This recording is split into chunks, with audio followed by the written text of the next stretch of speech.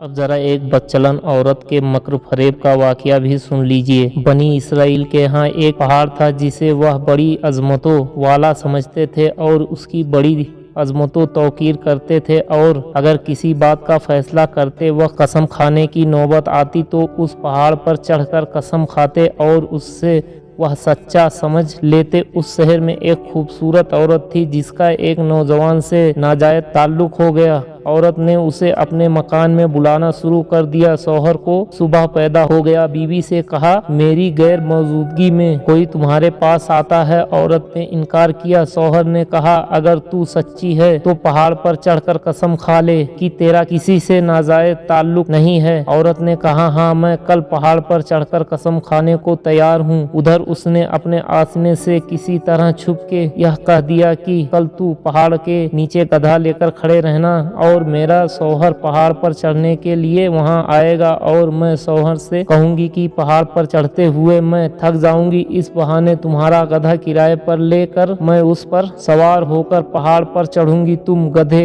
वाले के भेष में वहां मौजूद रहना और गधे पर मुझे सवार करके मेरे साथ साथ चलना। और जब दूसरे रोज मियाँ बीवी पहाड़ पर चढ़ने के लिए घर से निकले और चलते चलते पहाड़ के पास पहुंचे तो वहां उसका आसीना गधे वाले के भेष में गधा लिए खड़ा हुआ था। और औरत ने शौहर से कहा, चलते चलते मैं थक गई हूँ, मुझे यह गधा किराए पर सवारी के लिए दो। शौहर ने गधे वाले से किराया मुकर्रर किया और बीवी को गधे पर सवार करके तीनों पहाड़ पर चढ़ने लगे। जब वो जगह आई जहाँ लोग कस्में खाते थे और तो उस मक्कार औरत ने अपने आप को गधे से नीचे गिरा दिया। इस गिरने में अपने राने वगैरह बदन नंगा कर दिया और ऐसी सूरत पैदा कर दिखाई कि शौहर ने यही समझा कि गधे से इत्तफाकन गिर गई और गिरते हुए इत्तफाकन नंगी हो गई। वो झट से उठी, अपना लिबास दुरुस्त करके पहाड़ की कसम खाने वाली जगह पर खड़ी होकर कहने लगी, मैं कसम खाती हूँ मेरे नंगे बदन को आज तक किसी ने तुम्हारे सिवा और इस गधे वाले के सिवा और किसी ने नहीं देखा।